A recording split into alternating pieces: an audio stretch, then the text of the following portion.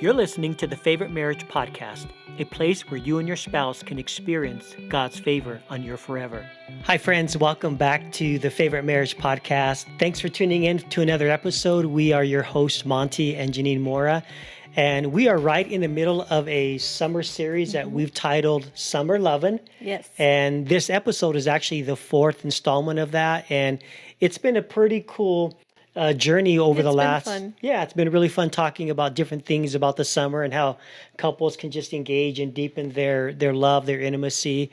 But today we're going to be talking about a subject on swim trunks and bikinis. Right. Swim trunks and bikinis. So we really want you guys just to get in the mindset of being in your swim trunks, and maybe you don't wear a bikini, or, I would never wear a bikini, but just a swimsuit. I would never wear a bikini either. I would hope not.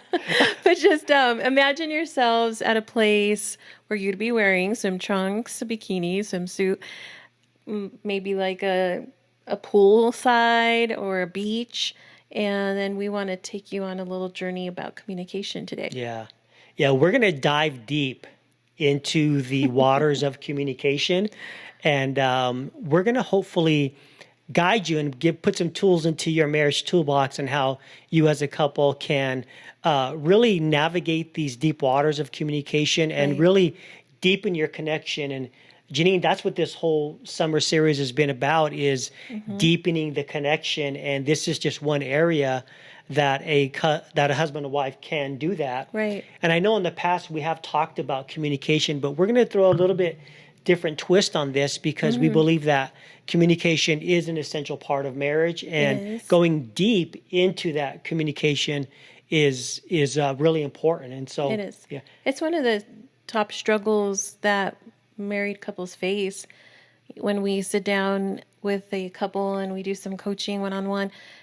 If it's just communication, sometimes we have those times with couples, but other times it's multiple things, but somehow communication is always in that mix. Yeah. Like we have a hard time communicating, or there's this block of communication in the marriage. Yeah. So it's very important for us to always just maybe bring it up in different ways and different tools, like we say, in your toolbox. So. Yeah. So in a proverbial way, let's go ahead and put on the swim trunks and the bikinis. And I'm just thinking when somebody does wear their swimwear, they are uncovering pieces of their body that normally would be covered, right?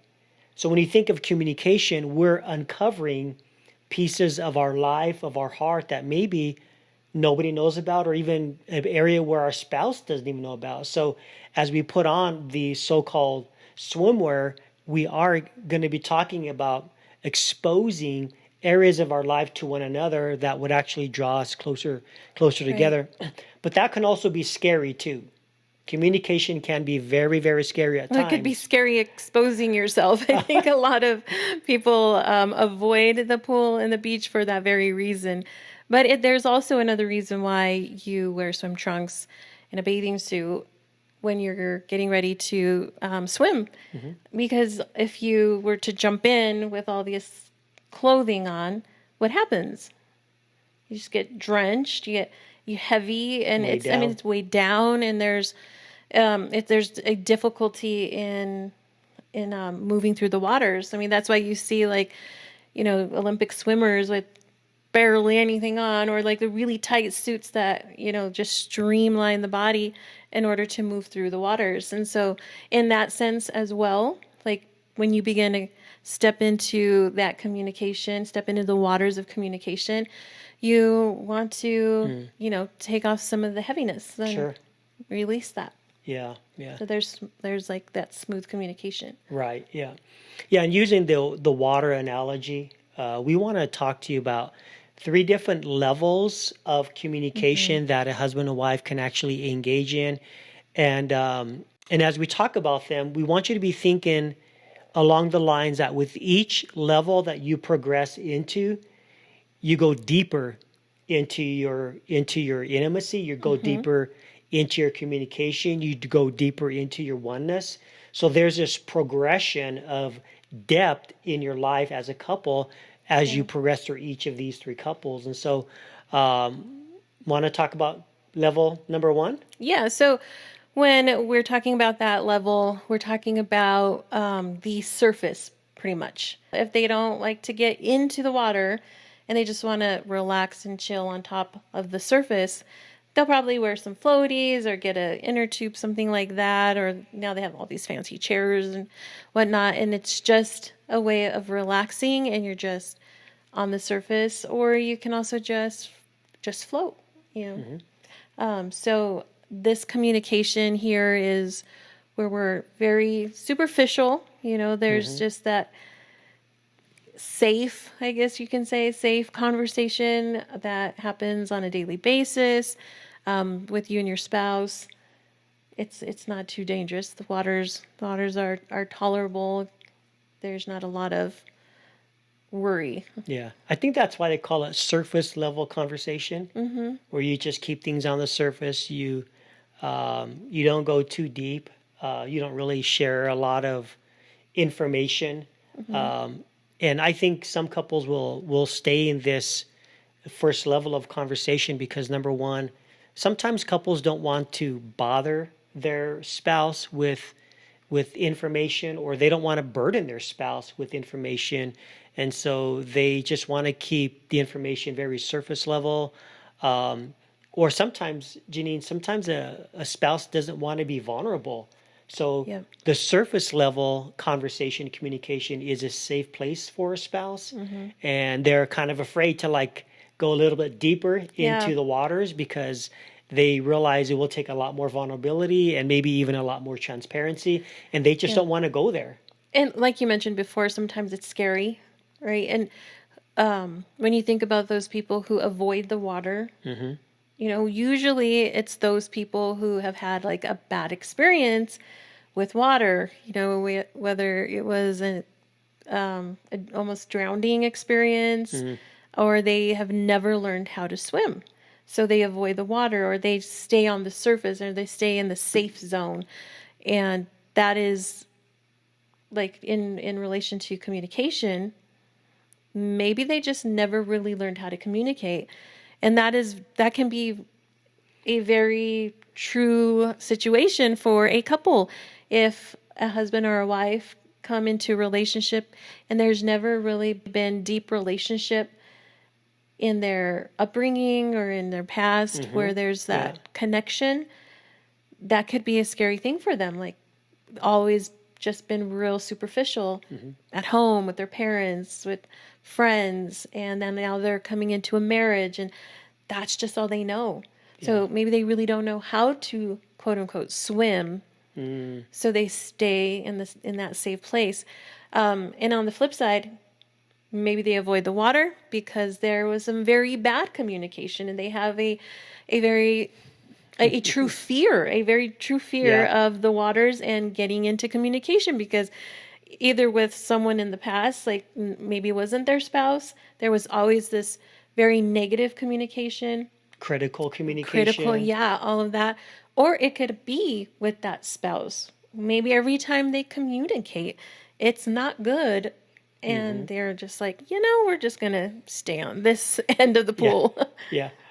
And I think some couples they're afraid to reveal their true feelings, like their emotions. And we know people sometimes where they say, I don't want to like go deep into conversation because I'm afraid of what my feelings are going to do, or they're going to cry, or they're going to show an emotion that might not be something that they're used to, you know what I mean? And so sometimes there are feelings involved in communication. So sometimes, like you said, if you're raised in a certain way and you were taught or you were brought up in a way where you can't express your feelings, your emotions, and that was always shut down, you can very well bring that into the marriage and impact the communication between you and your spouse as well. And not to say that this surface level floating communication is a bad thing, because we need that,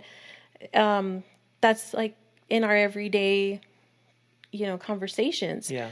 However, if that's where you just want to camp out and you want to get in your little inner tube and go floating down the lazy river all the time, then there's a danger. You need to get out of that river at times and move into what we're going to talk about next is like the shallow end, right? It's the shallow end, and shallow end could be anywhere from 3 feet to 6 feet, depending on how tall you are. So it could be a little wider range. Yeah. You can still kind of touch the ground, right? That's that shallow end where you're moving beyond the surface. You can still touch the ground. You can feel the sand on your feet, and you still feel a sense of safety, Yeah. But we call that the shallow ground communication. And this is the level where a married couple will begin to go deeper into the waters. They'll begin to test the waters a little bit more. And here is where like a husband and wife will like navigate through like the day-to-day stuff of life, where they talk about the kids, they talk about the finances, they talk about their jobs, and they talk about how they're doing emotionally or physically, right? So this is kind of like, it's not surface level, but you're diving into a little bit deeper stuff, but it's still a safe spot to be in. Yes. I think it takes a little more work too.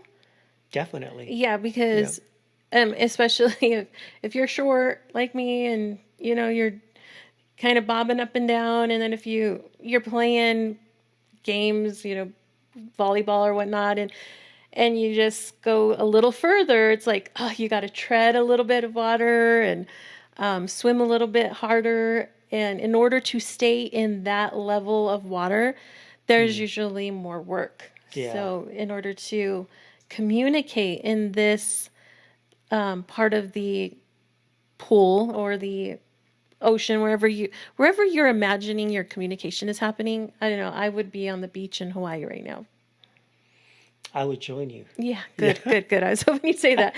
So wherever you're at in that level, there is a little more work to do. You're exposing a little bit more of your emotions, your thoughts, and it's there's, I think, a broader amount of topics too that can be covered. Yeah.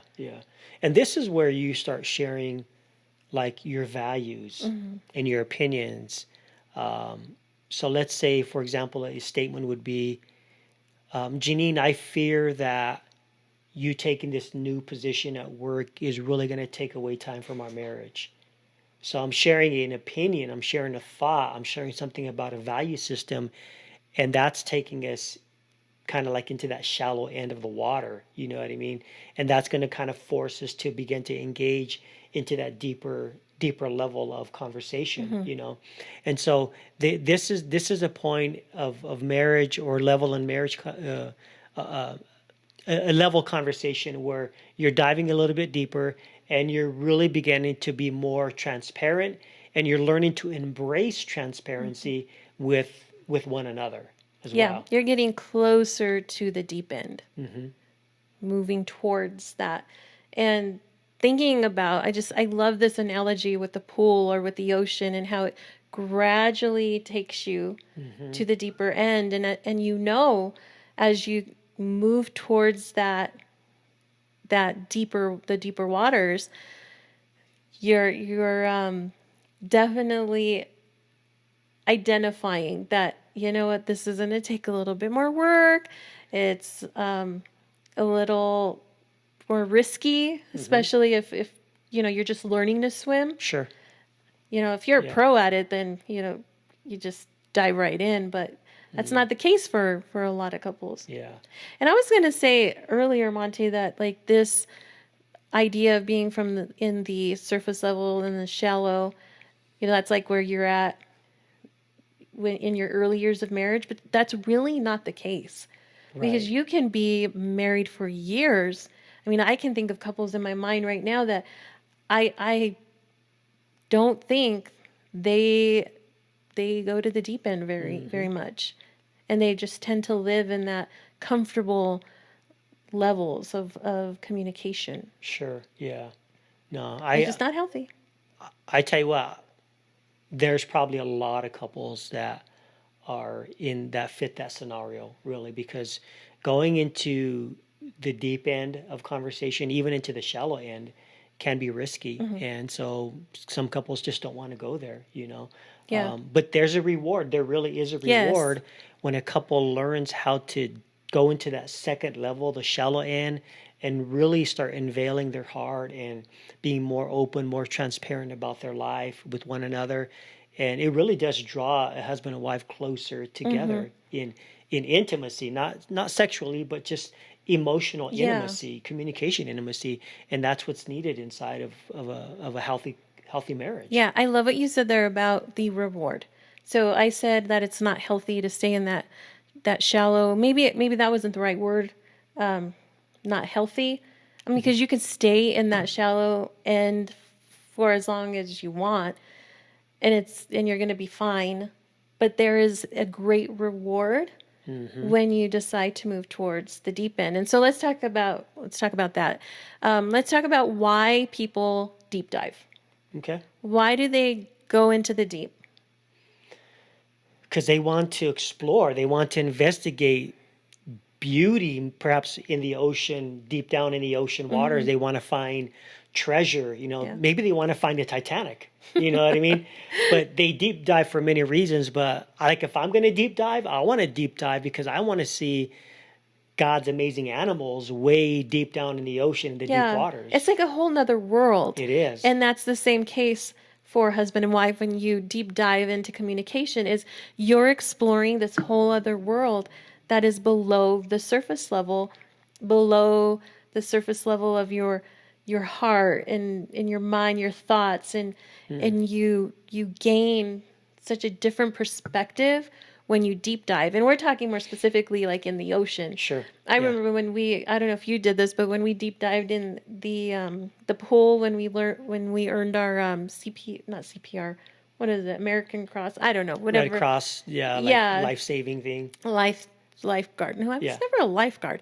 But anyway, I remember they threw things in the deep end, and you had to deep dive in to the deep end and grab some kind of coins. Not fun, right? I mean, okay, we grab coins, earn our certificate. The ocean is such a different world. Like going down and, like you said, exploring. But also another reason why you deep dive is maybe you did drop something in the deep end, and you have to go down and retrieve it. So Yeah. maybe there's something lost. Maybe Something you've lost something in your marriage.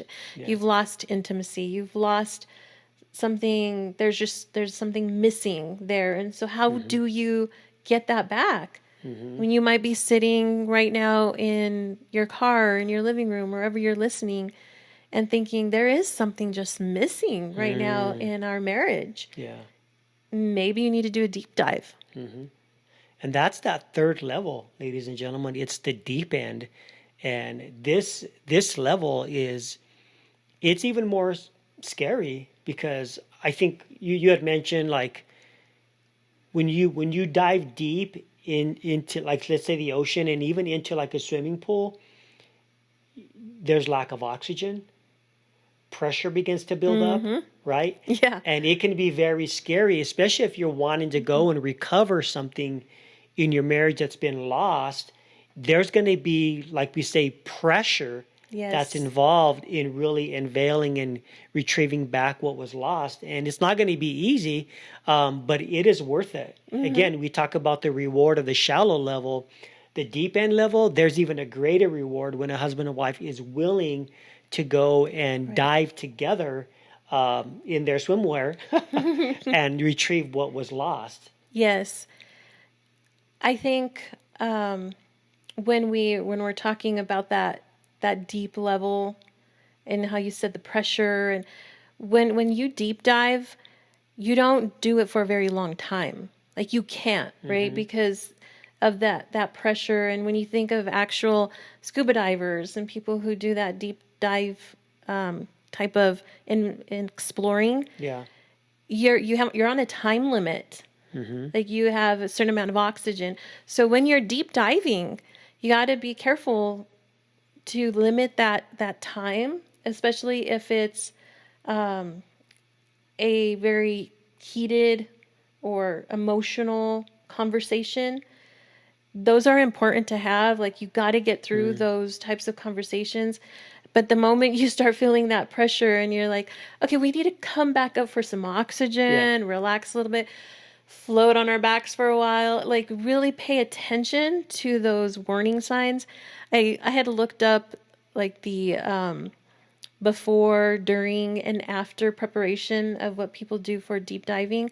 And there's a checklist. It's a long checklist before, during, and after. And so think about when you are getting ready to do these deep dive conversations with your spouse, there is a preparation that you need to take. Like, there's precautions that you need to take. So preparing your heart, preparing your spouse, and saying, yeah, we really need to talk about this topic. You know, we keep shoving it under the carpet, so to speak, but it's time we deal with this. We need a deep dive and have this conversation. So being careful to prepare yourselves and make it a time that is manageable. That where neither one of you come out so exhausted you're not. It did you no good. Yeah. Do you think that? And I'm going to ask you the question. I know the answer in my mind, but couples need to balance all three levels. Because what if a couple is always taking deep dives, going in the deep end? What's going to happen, right? Well, I'm so glad you said that, because there's just like a husband or a wife who just always wants to just jump in the deep end, and that's just too much for one of the other spouse. It's like, I'm done. I can only handle so much. I need to come up for breath. Be careful to balance that. You don't spend a whole lot of time in the deep end when you go enjoy a day at the pool. Like, you get on the what do you call that? The bouncy board? No, that's not. You mean the diving board? You diving board? On the diving board. Okay. I don't know. I'm not a swimmer. You get on the bouncing board and you bounce. And you jump in the deep end. You don't do that the whole time you're there, right? You just, you do it, you swim, a couple times. So balance. I'm so glad you mentioned that, because that's so important. Make sure that you're giving your spouse some time on the surface level, allowing them to float, and then moving into the shallow. Balance is good. So let me ask you a question now. When people are afraid to jump in the deep end, we kind of talked a little bit about this at the beginning. Why is there that fear, and what actually would cause them to jump in? Do you know where I'm going with this? Yeah. So, like, if you get thrown in the deep end and you're not ready to swim, it could be like a shock and awe, and that can create a lot of fear. So you can maybe have had, like, is that what you're saying? Like a bad experience? So let's say if I had a bad experience in the waters, especially the deep waters, maybe I almost drowned, or maybe I tried saving somebody and they were pushing me down, and I had this bad experience. I'm going to kind of be cautious about diving into the deep end of the waters. And so I'm guarded, right? And I might even be triggered because of that experience I had in my life. So that would cause me not to dive into the deep waters or go there because of an experience I had. Yes. Yeah. And that's what I was wanting you to kind of move into is. Did I do it? Yeah. Yeah.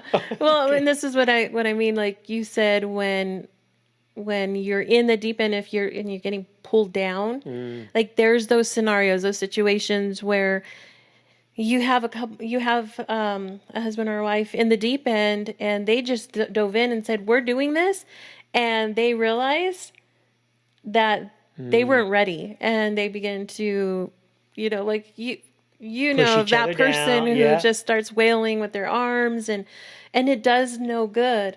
And sometimes the spouse will either throw in a life preserver and be like, come on out, Yeah. or they'll jump in with them. And then it creates something worse because you're pushing each other down, and it becomes like it's not a very good situation. No. So People have lost their lives yeah, physically because of that. And marriages can be lost if they are continually shoving each other down and pushing Yeah. each other in the water. Yeah. and the spouse might have had a very good intention, like they seen their spouse in there and they really wanted to help. Like I think about the time when our boys we were at my brother's swimming pool, and little Jared was just wanting to be like his big brother Caleb, and Caleb was jumping off the bouncy board, and and he was swimming. He had swimming lessons, and he was a little more advanced than Jared, but Jared just ran, and he went down, and I just remember looking over and seeing my boys just like splashing around, and just instinct, right? It just dumped in, try to save them, and they start pulling me down. So it's just instinct. Sometimes it's just instinct because you want to help your loved one, you want to help your spouse, but it becomes a very dangerous situation. So what do you advise for a couple to do in that situation? If you see your spouse diving in the deep end and they're just wailing, and what would that advice be to the spouse? Yeah. I think we would encourage that spouse who is watching their spouse do that. You want to help them out of the deep end safely. You want to get them out into a safe spot. So you want to cast a lifeline. So whatever that lifeline might be, That's good. it could be just a hand of love. It could be a prayer. It could be just showing some type of positive gesture. It could be just serving your spouse in a way, but you want to invite your spouse out of the deep end because they're drowning, and you want to bring him to a safe place. And so that could be done in some of those areas that I listed. Yeah. So let's end with this, Monty. We're in the deep end and we're exploring. We've gone from surface, shallow, and let's say we're in the ocean, and we are having a great time. Like we're in the deep end. Yeah. Okay. And we are comfortable there. When a couple gets comfortable in the deep end, I think we could get rid of the swim trunks and swimming suit. Yeah. Go skinny dipping. And go skinny dipping. Yeah. And that's where there is true intimacy. There's nothing. Yeah. There's that that intimacy that we talk about. Yeah. Because there's no coverage. There's nothing being covered. You're intimate. Now, skinny dipping is reserved only for husband and wife. Let's just make sure we specify that. Yeah. And you want to be doing that alone. Of course. And we're not talking literally, guys, but we're just talking like in this well, it goes back to what we talked about in an episode where Adam and Eve, they were both naked, the Bible said, and they were not ashamed. And so they experienced that type of intimacy. And so when we're in the deep end as a husband and wife, we definitely want to being able to, per se, go skinny dipping, be naked and unashamed, naked, spiritually, emotionally. And if you want to get naked physically, you can, but that's the beauty of marriage, is when you are naked and not ashamed, like Adam and Eve was in the garden, and they didn't have to hide. They didn't have to run behind anything, before the fall. They were able to show each other, reveal themselves to each other naked, unashamed, and not having any coverings on them because they were in the deep end. And that's the way God designed marriage to be for the first married couple. That's true intimacy, true deep conversation that should be happening in a husband and wife. And if you are finding yourself not ever treading towards the deep end and you're avoiding that, we truly pray that you would learn some communication skills, helping each other through those waters, giving each other that safe space, And maybe when there are those moments where there is just a fear comes along and a panic, that you lovingly cast that lifesaver out to one another and work with each other. It's a work in progress. Sure. It's something that you work together in, working from surface, shallow to deep. Yeah. But when you get there and you get comfortable in the deep end, it's a beautiful thing. Maybe when, this could be code word for us, when we want to dive deep, you just walk in and say, so what's the skinny? What's the skinny? We just gave them the skinny. Yeah. Yeah. Love it. Love it. So maybe you're here today and you're wondering, or you're thinking to yourself, yeah, Monty and Jeannine, that sounds so good, but I can't swim. Where do we even begin? Where do I begin? And that's a good question. And hopefully we want to give you some thoughts to think of. So if you can't swim, but you want to swim with your spouse, practice a couple of these things. Schedule about 10 to 15 minutes a day where you and your spouse can maybe talk about surface and shallow conversations, and then begin to tiptoe into the deep end. That's where you can start to begin to swim in the deep waters of communication. You can be a good listener. Let your spouse talk and you just actively listen. And remember, as we talked about, always when it comes to communication, listen to understand. Don't listen to respond. Just listen to understand. You can go on a communication date. We did an episode called The Healthy Habits of Dating, and that was one of the dating habits was going on a communication date. And so you can do that. And if you're interested in how you can do a communication date, you can go back to that episode. I think it was episode 5 or 6 where we talked about the healthy habits of dating. And then ultimately what we want you as a husband and wife to do is learn your own communication style, because every couple has to learn their own style of how they communicate and what is healthy for that relationship. And so those are some things that you can begin to practice as you learn to swim with your swim trunks and your bikinis. That's right. Well, everyone, as always, we pray that you would experience God's favor on your forever.